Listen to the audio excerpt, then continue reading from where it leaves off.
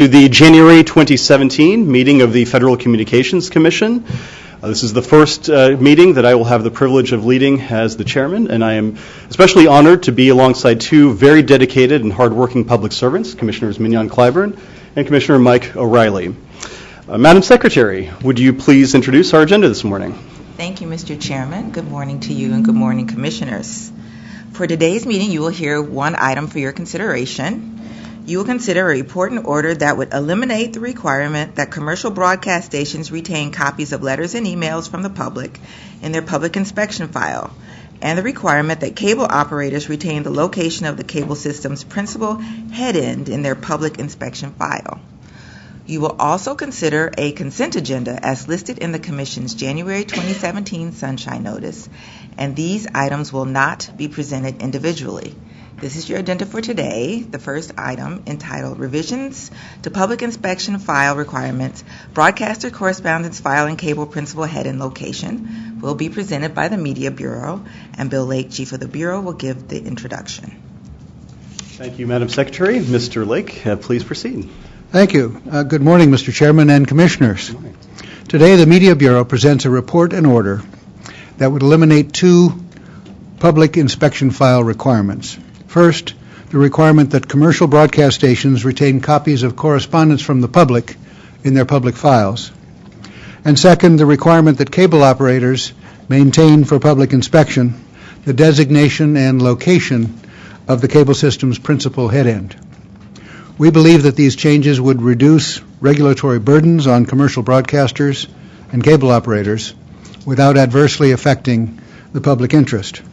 They would also further the Commission's recent progress in modernizing its public inspection file rules. Joining me at the table today are Mary Beth Murphy, Martha Heller, Sean Merzadigan, and Kim Matthews of the Media Bureau. Kim will present the item. Mr. Chairman and Commissioners, we are pleased to present this report and order that continues the Commission's efforts to update its public inspection file requirements. The correspondence file requirement, which was adopted in 1973, requires commercial broadcasters to retain and make available to the public the letters and emails they receive regarding operation of the station. The original goal of the requirement was to ensure that commercial broadcasters comply with their public interest obligation to air programming that is responsive to the needs and interests of their community of license. The report and order concludes that this requirement is not necessary to achieve this purpose, however, as the Commission generally reviews licensee performance at renewal time and considers any comments and petitions filed by interested parties in conjunction with renewal applications. Viewers and listeners can continue to communicate directly with stations by letter, email, social media, telephone, or other means.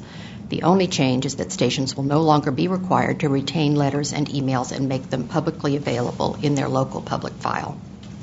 In addition, while the Commission has recently moved to an online public inspection file, the correspondence file cannot be made available online for privacy reasons.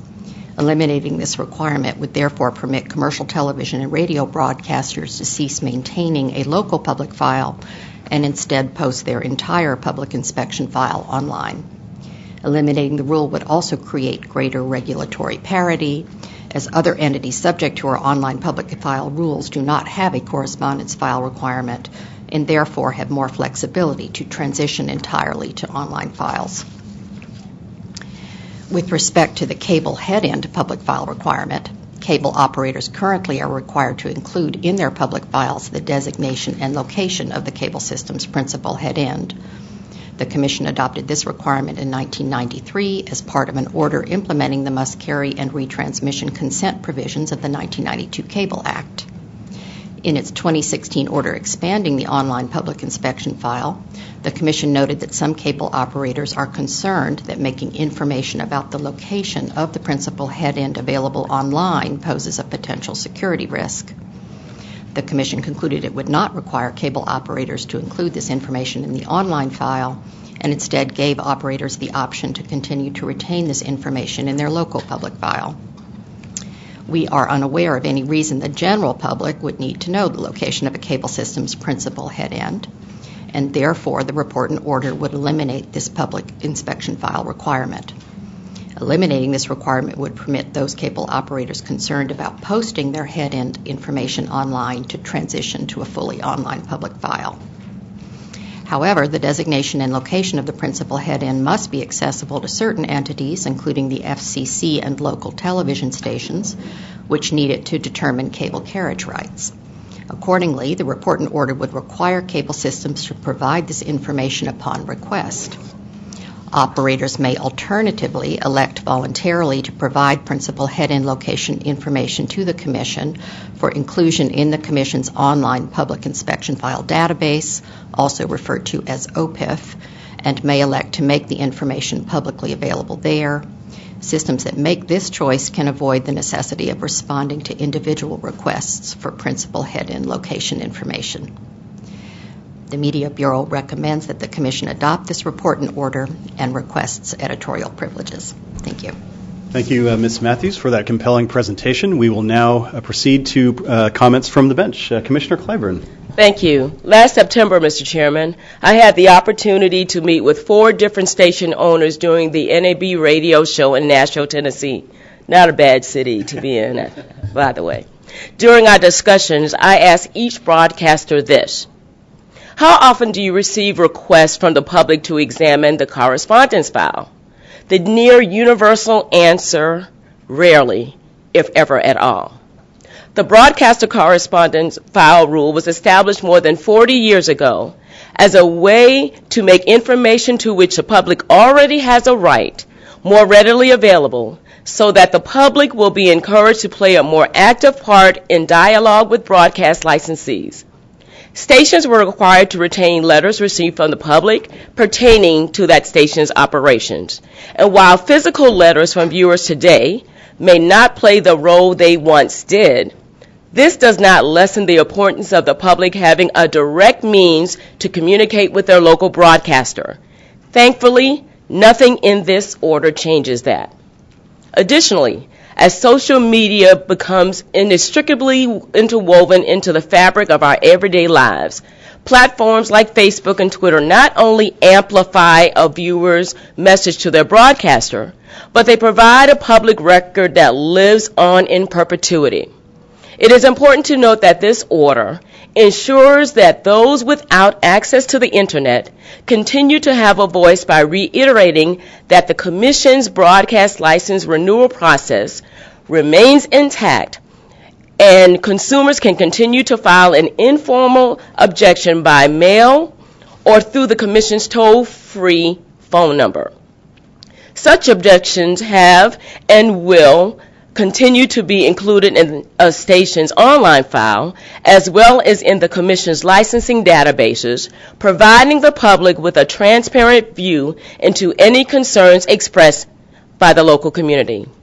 Also, as a part of this order, we have eliminated the requirement that the principal head-end location be included in the public inspection file. In non-telecom speak, this is the main facility cable companies use to receive and distribute programming to their consumers. This is not information needed by the general public, but it is important for the FCC staff who not only use it in planning for a potential natural disaster, but to ensure that cable carriage and signal leakage requirements are appropriately enforced. It is also used by broadcasters to determine cable carriage rights. My thanks are due to the Media Bureau staff, including Kim Matthews, Mary Beth Murphy, Martha Heller, and Sean Merzargidin, however you say your name, Sean, for their work on this item. Through the Commission's bipartisan adoption of this item, I believe we have struck an appropriate balance of eliminating outdated regulatory requirements while ensuring that the public's right to transparency, protecting consumer privacy, and addressing security concerns are, again, addressed. I want to say, if you would allow me, I know it's not the time, but to especially thank Bill Lake for his many years of service. This might be his last meeting, so I want to acknowledge him today and thank him for his leadership on this very significant item. Thank you, Mr. Chairman. Thank you, Commissioner Clyburn. We will now turn to Commissioner O'Reilly. Thank you, Mr. Chairman. I'll submit my longer statement for the record. I just want to make a couple of points. I want to first congratulate you for leading your first open meeting. Well, it's not over yet. Is it? It's on a strong start. You're on a strong start. And I note that I'm the only one up here who's never been referred to as chair. But back to the substance. I want to acknowledge the important work of the Bureau and this item. I want to say there's about two things in my mind. One, it's about security of local broadcast stations, and two, it's about reducing unnecessary burdens that can best be served by other means. I want to thank the staff for their good work and working with me in this office, and thank my colleagues for their support, and I look forward to voting for it. Thank you. Thank you, Commissioner O'Reilly.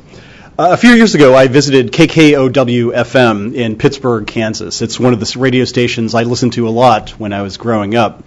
And during my visit, the station's staff showed me an imposing series of huge file cabinets, each filled with folders, each folder filled with paper.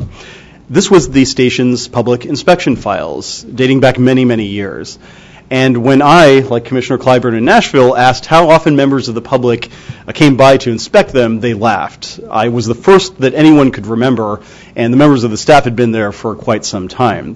What they didn't laugh about was the burden of maintaining all that paper. KKOW is a very small station, and its staff are stretched thin, handling programming and sales, technical matters, and paperwork. That last factor is something that falls within our bailiwick here at the FCC. We are fully ensconced in the digital age, but our rules still require many regulated entities to put a priority on pulp. And that is why I am pleased that this order takes a few steps, simple ones perhaps, but important ones, towards modernizing our rules to match today's realities. In particular, we amend our public inspection file rules to eliminate two requirements. First, that commercial broadcast stations retain copies of letters and emails from the public. And second, that cable operators maintain for public inspection the designation and location of a cable system's principal head end. These measures follow directly from Commissioner O'Reilly's diligent work to identify unnecessary paperwork burdens, and I thank him for his leadership on that. In all, this action reduces regulatory burdens on commercial broadcasters and cable operators without adversely affecting the public interest. Let me expand a bit on that last point about the public interest as it concerns broadcasters. There is little, if any, connection between the correspondence file requirement and its purported goal of ensuring that a station serves its local community. After this decision, television viewers and listeners will still be able to communicate directly with the station by letter, by email, or through social media. The public will still be able to file petitions or objections concerning a television station licensee's performance at the time that the station files its license renewal application. Stations will still have every incentive to serve their communities in an increasingly competitive environment. In short, getting rid of this requirement will simply allow commercial broadcasters, like the hardworking folks at KKOW, to transition to entirely online public files and to send those clunky file cabinets packing. This order also, as I mentioned, eliminates the requirement that cable operators disclose head-end and location information in their public inspection files.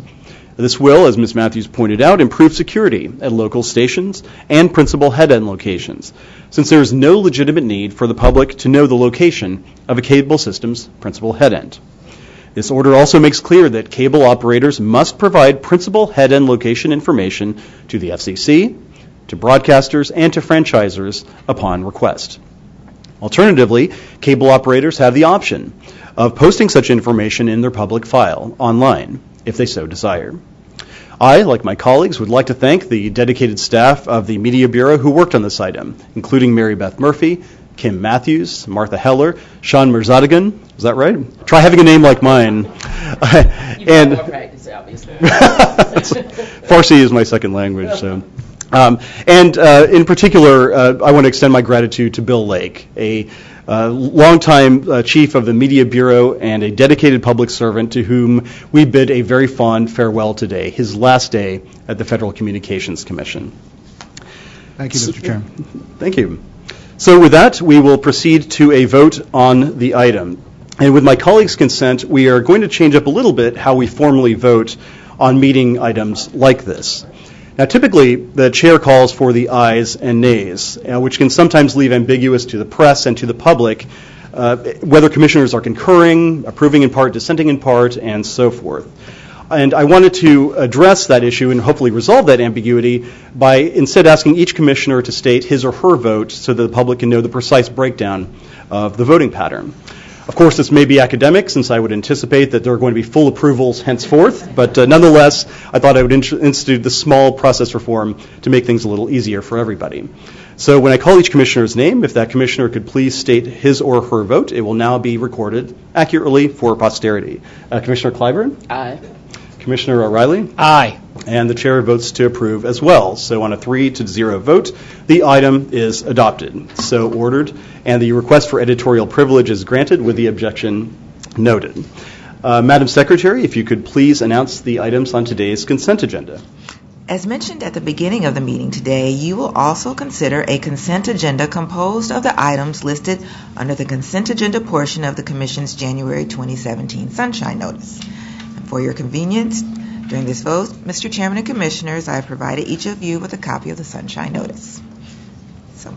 Thank you, Madam Secretary. We have previously sought consent of all commissioners for the inclusion of these items on a consent agenda.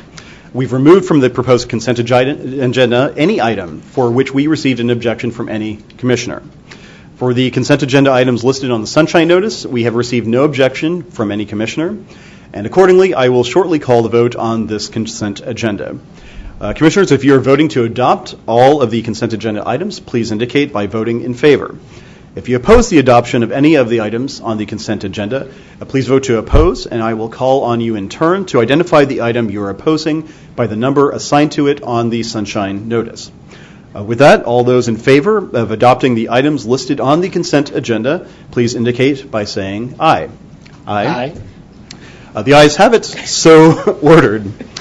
Would any of my colleagues like to make any announcements at this time? Thank you. I appreciate it, Mr. Chairman. I would like, if you would allow me to introduce our Spring 2017 interns. Emily Chow is currently a 2L at American University. If you are here, Emily, thank you. American University, Washington School of Law. Her interests lie at and these are her words, the intersections of race, entertainment, and media law.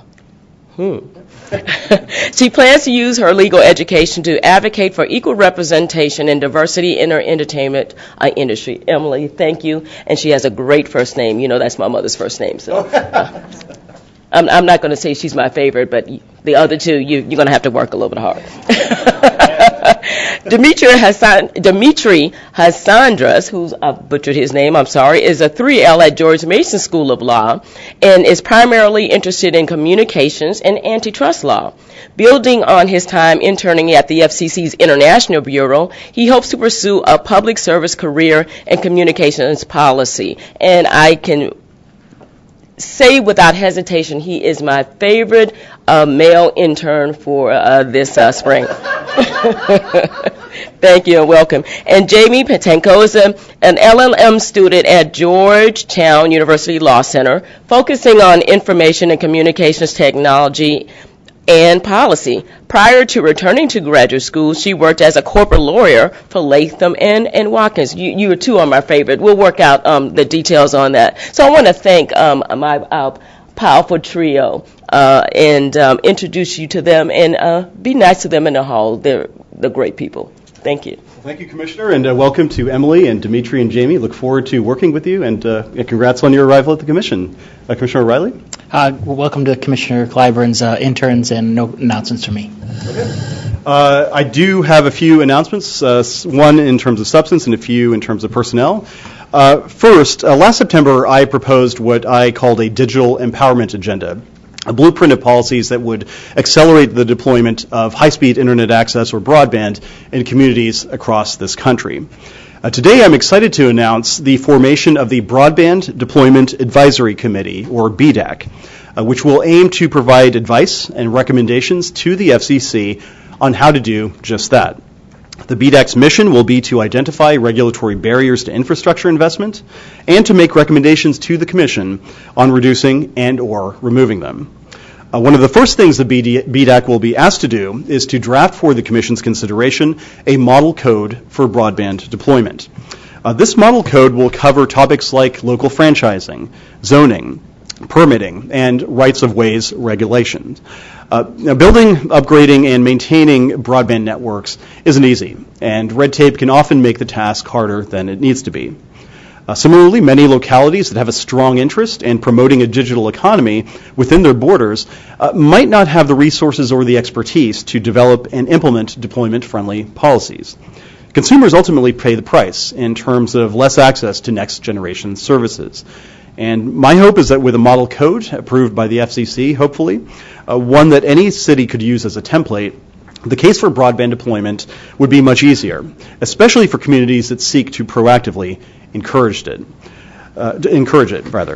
We have already filed the necessary paperwork to stand up the BDAC with plans to convene its first meeting this spring.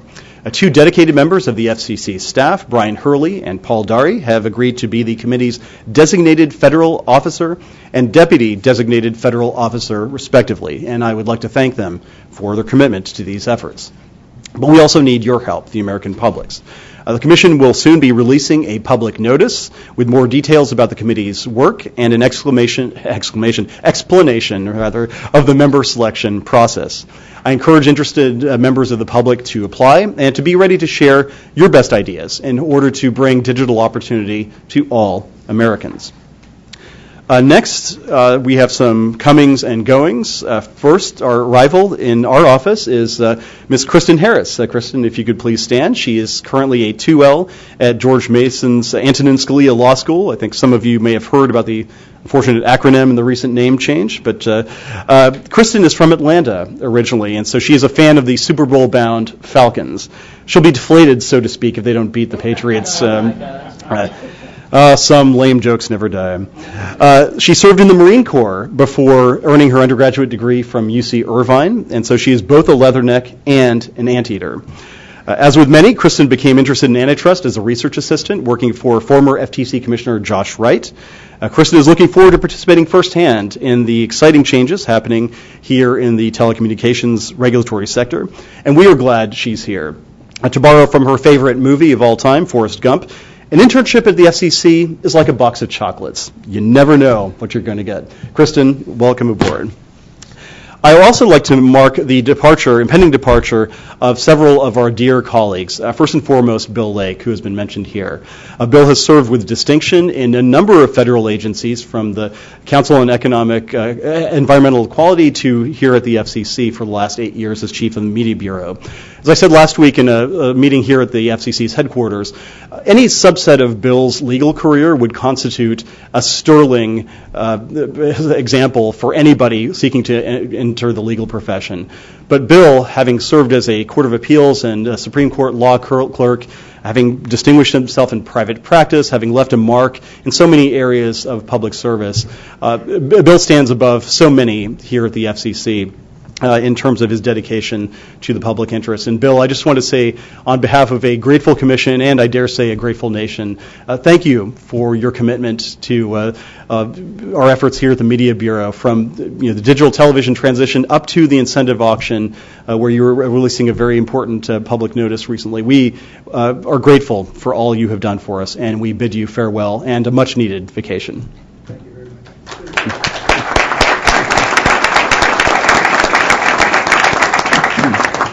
Next, I wanted to mention that a certain Edward Smith, who I believe is Smitty here. So Smitty, I always loved seeing in the hallways, not just because he had a very friendly demeanor and was the most dapper person I think I've ever seen here at the Commission, but also because he just paired expertise in the issues with a very collegial working manner, and that is something I think will serve him well as he looks to depart the Commission. I think there might be an announcement coming in the near future, but Smitty, I just wanted you to know that our office, and I think probably every Commissioner's office, has really enjoyed working with you. We wish you all the very best, and we hope that you won't be a stranger in these quarters for very long. So thank you again for your service to Chairman Wheeler and to the Commission, and best wishes going forward.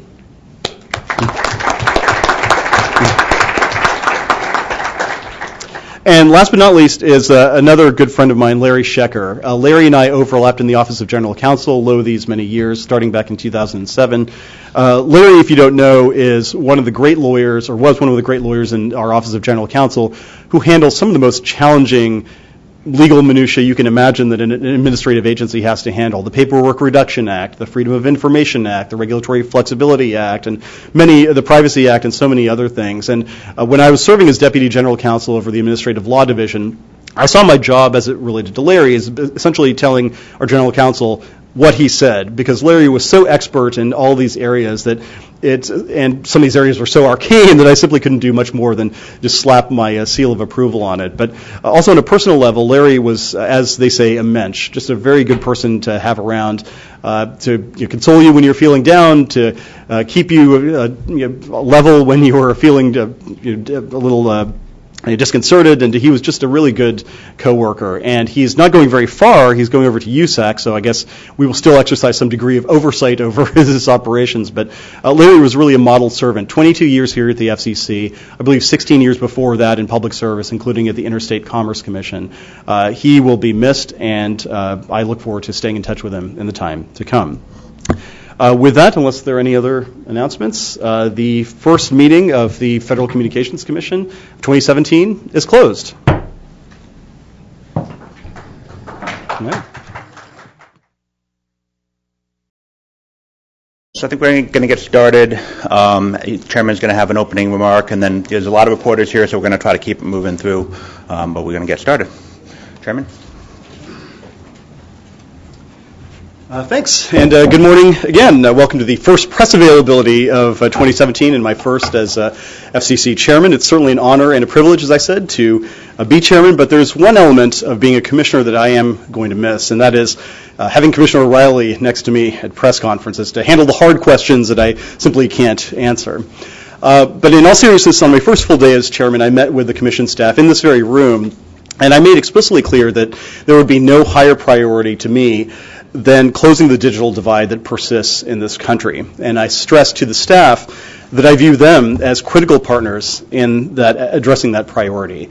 To me, at least, they are the most valuable assets that this agency has.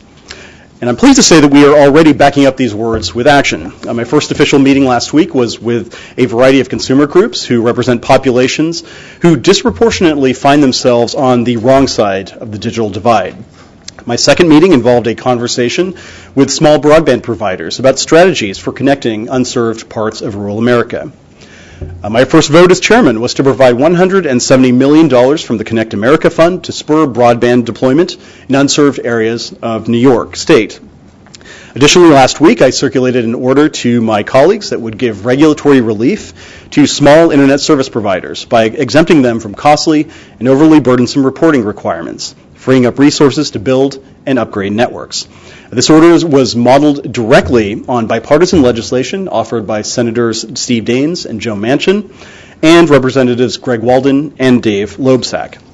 And today, as you might have heard during the meeting, we have filed a charter to establish a Broadband Deployment Advisory Committee. This expert panel will be charged with developing recommendations on ways to remove barriers to network investment and accelerate broadband build-out, all toward the goal of fulfilling our statutory responsibility to make high-speed internet service available to all Americans. Now, obviously, we will be doing much more to bring the benefits of the digital age to all of our countrymen, but I'm gratified by this strong start. Another priority in the months ahead will be to remove unnecessary or counterproductive regulations from the books. And this morning, we took a first step by adopting an item to relieve broadcasters of the obligation to maintain a public correspondence file and cable operators of the obligation to include head-end location information in a public file. I look forward to working with my colleagues and the terrific staff of the FCC to modernize our regulations at future meetings. And with that, I would welcome any questions you might have, and thanks again for coming to the Commission. Monty, we'll start with you. Monty Taylor, ComDaily. Hi, Chairman Pai. Hello. Nice haircut. Thank you. I was wondering if you could tell us about any specific process reform plans you have, and if you've been in any talks with the White House about delegating some FCC functions to other agencies. I have not made any determinations with respect to process reform or reorganization at this time. And the other part? Oh, and I've not had any conversations with the White House Okay, about the thank you same. so much. Hopefully the no process reform decisions doesn't answer my question, but Kyle Daly, Bloomberg BNA. I just wanted to ask about yesterday's White House executive order on offsetting regulations, both in terms of rolling back old ones and achieving net zero costs. I understand that doesn't apply to independent agencies, but would you anticipate voluntarily complying with that?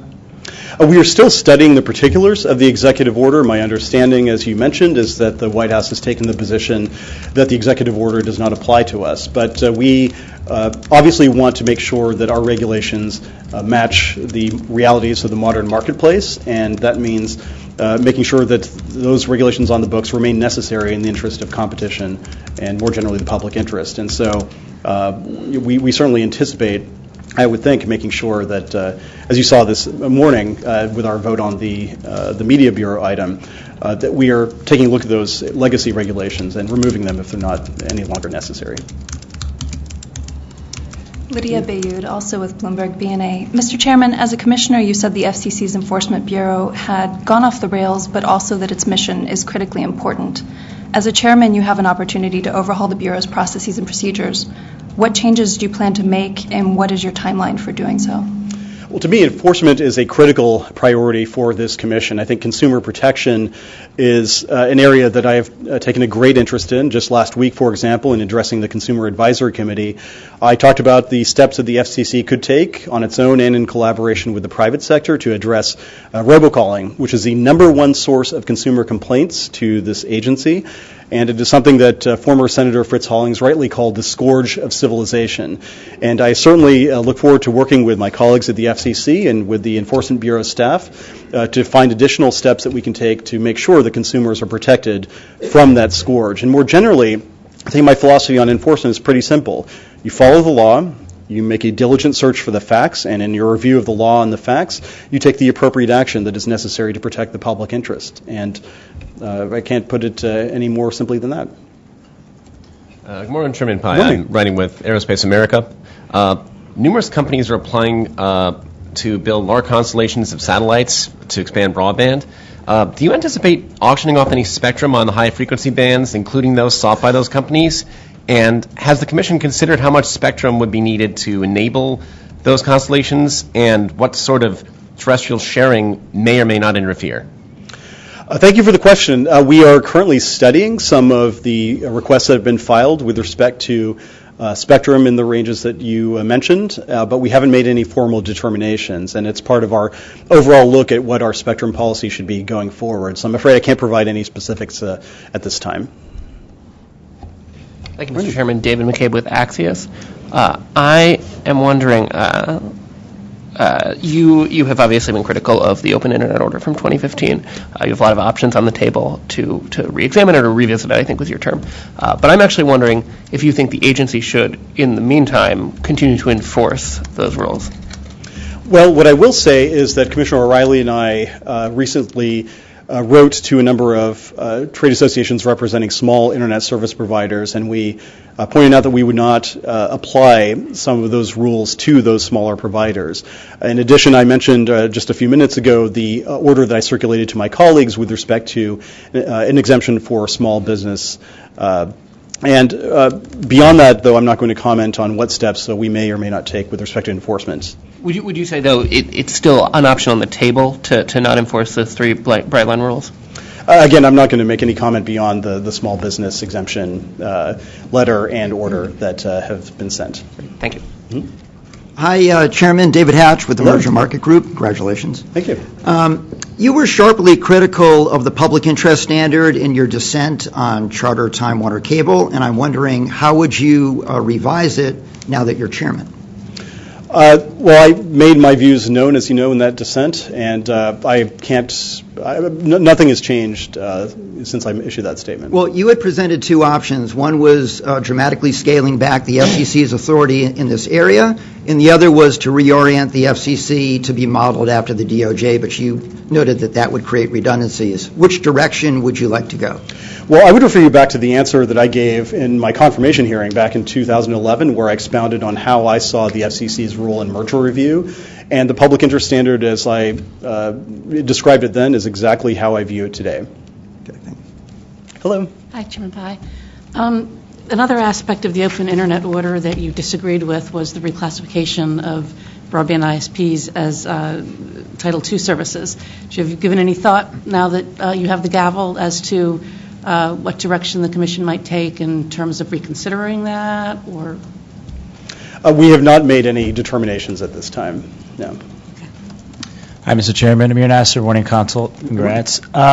One big part of your digital empowerment agenda was the gigabit opportunity zones. Yeah. I was curious if, a lot of that's going to have to go through Congress, if you've had any discussions with lawmakers about some of the ideas within that agenda since you become chairman. We have had some preliminary discussions with some members of Congress, and I'm really excited about what that proposal could do for a lot of areas, urban and rural, that desperately need to be revitalized with some kind of digital opportunity. And I think that obviously this is a decision for Congress to make, but as I outlined in my speech in September in Cincinnati, I really think that updating former Secretary Kemp's vision for the 21st century is something that a lot of people who are currently on the wrong side of the digital divide would appreciate. And I saw just in Cincinnati alone, Chore Monster, the startup that I talked about, and they specifically set up shop in Over the Rhine, a neighborhood of Cincinnati, precisely because Cincinnati Bell had deployed very high-speed, reliable internet access. And I just think about all the entrepreneurs in rural and urban areas who could really let their ideas have a greater expression in the digital economy if they had that kind of internet access. And that's something I hope would cross party lines. Wouldn't necessarily depend on where you stood politically, but I'm hopeful going forward that we can work together in a bipartisan way on that idea. Hello. Hi, Margaret McGill with Politico. I wanted to ask about the digital divide in terms of addressing the affordability issue. You dissented from the FCC's expansion of Lifeline back in March. How does Lifeline fit into your broadband deployment agenda? Again, this is one of the areas that we're currently reviewing, and we haven't made any determinations as of this time. Still in the first, or just after the first week here in the big chair. Hi. Ollie Breland with The Hill. After you were appointed, a lot of outlets reported that that would be the death knell for net neutrality. What do you actually intend to do in that regard? And then what have you been discussing with lawmakers in regards to net neutrality policies moving forward? Again, we haven't made any determinations at this time. My position is pretty simple. I favor a free and open internet, and I oppose Title II. And as to what, and that's pretty much all I can say about that topic. What goes away, what stays? Again, I'm not going to make any news today as it relates to that topic. John? Hi, Mari Silby with Light Reading. Hello. I wanted to ask about BDAC and to find out in terms of the process for selecting members. Are those going to come from the relevant broadband industry, the operators and the vendors and such from the community? You mentioned an expert panel, so I'm assuming it's going to come from that group. So you will see in the public notice that we put out that we are soliciting membership from a wide variety of organizations. We anticipate 15 members on that committee. Selected from members of industry, from consumer and community organizations, and many others. We want a diverse cross-section to be able to give us fully informed recommendations on things like the model code, on local zoning and permitting, and so we wanted to make sure that we had a pretty wide-ranging membership. And hopefully that will go out very soon, if it hasn't gone out already. Hi, Chairman. John McKinnon from the Wall Street Journal. Can you talk a little bit about your plans for TV ownership rules? Again, this is another one of the areas that we are studying. You can see what I've said in the past, but I'm not prepared today to make any comment about where we might go in the future. Good morning. Hi. Hi, Mindy Hill with the DCVoice.com. Does the FCC plan on extending its jurisdiction beyond news stations to video online streaming companies such as the FCC when it comes to closed captioning? Sorry, does it extend jurisdiction to online video sources with respect to closed captioning? Yes. That's an issue that we haven't taken a look at in the last week. I will have to get back to you, I'm afraid, on the answer. I can't make a comment at this time. I'm sorry. Sorry. Hi, Chairman Pai. Hi. This is a little bit more of a philosophical question. Can you talk a little bit about how you view competition in this space, and if it includes internet companies like Google and Netflix, when you think about your analysis of competition as pertaining to all the policies that fall within this agency, how do you think of the landscape of the industry of communications today? The only thing I could say about that is that I tend to think that we need to view the marketplace as it is and not as it was. And so when I first started working at the Justice Department in the late 1980s in the Antitrust Division's Telecommunications Task Force, there were segments of the industry. You had telephone companies, you had cable companies, and you had satellite companies, each competing within distinct niches, and a convergence over the subsequent 2 decades has become the norm rather than the exception. And so I think it's important for regulators to always have a current view of where competition stands in order to make informed and predictive judgments about regulation that is prospective. Sure. Do you think of internet companies also as distributors? Oh, I think it depends on the particular marketplace that we're talking about. But yeah, it just depends, I guess, is the answer I would give to that. Sorry. Alex Bowers with Politico. Without respect to anything that you might or might not do, you told Ali that you favor a free and open internet. Can you tell us, in your mind, what a free and open internet entails? Again, I would refer you back to this comments I've made before about Chairman Powell's 4 freedoms and my support for them and making sure that consumers continue to enjoy them. I can't put it better now than I did back then. Hi, Hello. This is Shumei from MLX Market Insight. And another question that everyone's been asking is the set-top proposal. Will the Commission close the the docket for the set-top proposal? So this is one of the 23 items that we are reviewing. Standard operating procedure, when there's a change in administration, the new administration takes a look at the items that were pending under the previous administration. So we're still making a determination as to the appropriate steps forward. Hi, Dave Shepardson from Reuters. 2-part question. First, as you probably know, AT&T and Time Warner have filed a securities filing that says they do not intend to seek review by the FCC of the merger. Is that something you agree with? I'm not going to comment on any transaction that is either pending at the Commission or could be pending before the Commission or that otherwise has been in the news. And you in December talked about taking a weed whacker to unnecessary rules at the FCC. Can you talk a little bit about sort of how aggressive you think you're going to be in terms of using your authority, to reconsider as well as reopen dockets or close dockets that are currently in front of you?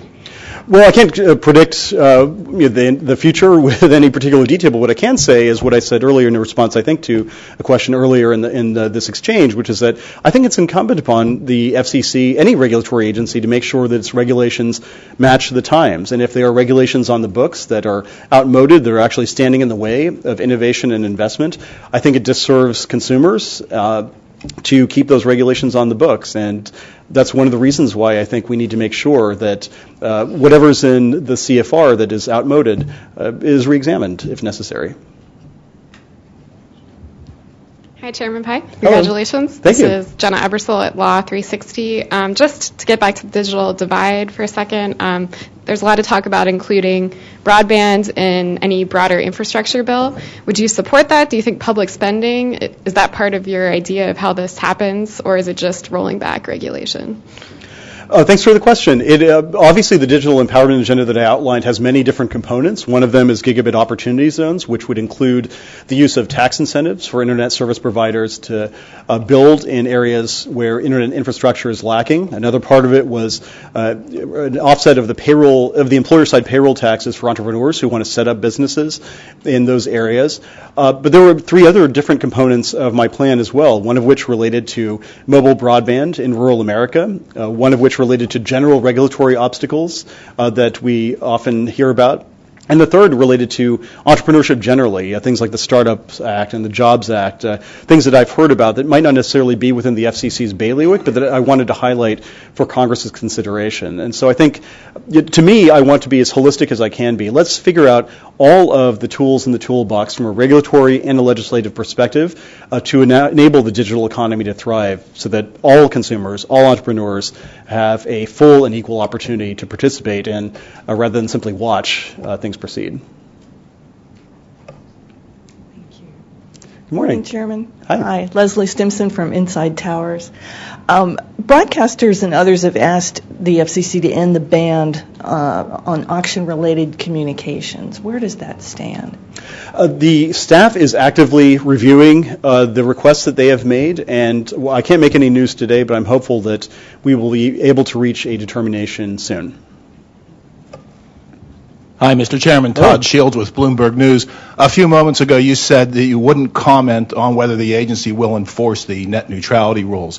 Are you leaving the way open to not enforce rules that you don't like, or how should we interpret this? Again, I'm simply not making any news on that front today beyond the small business exemption that I've spoken about previously. If I ask you about another rule, would you comment whether you'd enforce it, retransmission consent rules? If I had to speculate, I would speculate that I would give you exactly the same speculation that I speculated about before. Thank you. Thank you.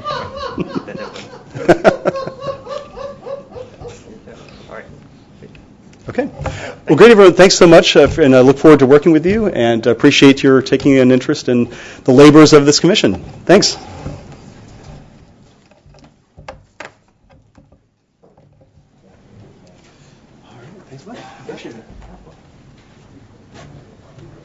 Final call for Media Bureau public inspection item questions? Nope. Last call. All right. Thank you, Media Bureau. Is that going to be a minority?